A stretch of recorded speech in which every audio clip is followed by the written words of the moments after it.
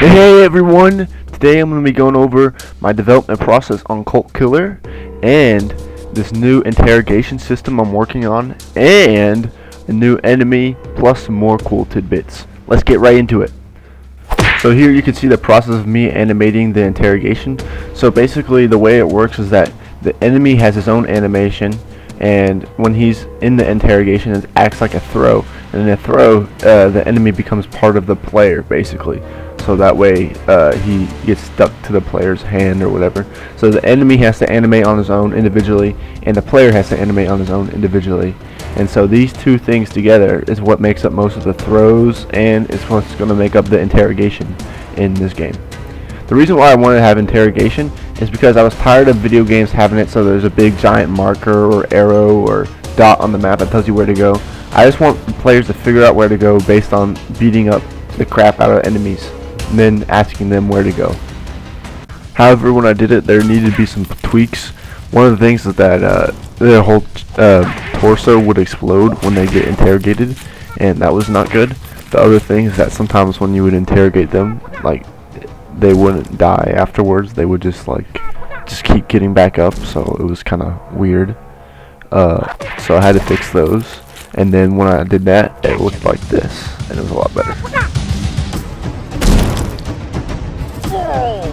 In game, I gave each enemy a couple of default things so that when you interrogate them, they're like, I don't know, man, I don't know.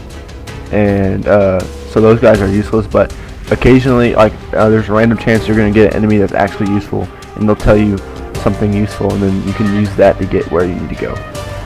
Secondly, the second thing I wanted to do was create a new enemy type. So I had the fist enemies with a handgun on them, the baton enemies, the machine gun enemies, the axe enemies. Now I wanted an enemy that spiced up all that a little bit. I created the radio enemy. So these radio enemies, they use these little radar pings to let you know, oh, this is a radio enemy. And if they see you, they alert a huge amount of enemies in the area to your presence. Everyone on me, right here. So first, in order to create this little radio effect, first I have to go into Photoshop and create a little red circle thing. Then in Unity, I open up the particle system and get to work on particling. So basically you tell it how far to go, where to go, how many they should spawn, how fast it should be, all this stuff, and that makes it so that it generates the effect. It takes some getting used to if you're not good at it, but it'll get better once you get more skill, like anything really. So here was the final result of the radio enemy.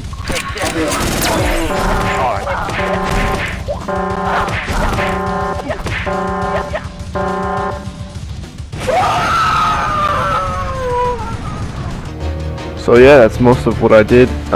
If you have any questions or want to support this game, feel free to subscribe, like, and comment. Show your love and all that. There's going to be more coming soon, and yeah, have a good one.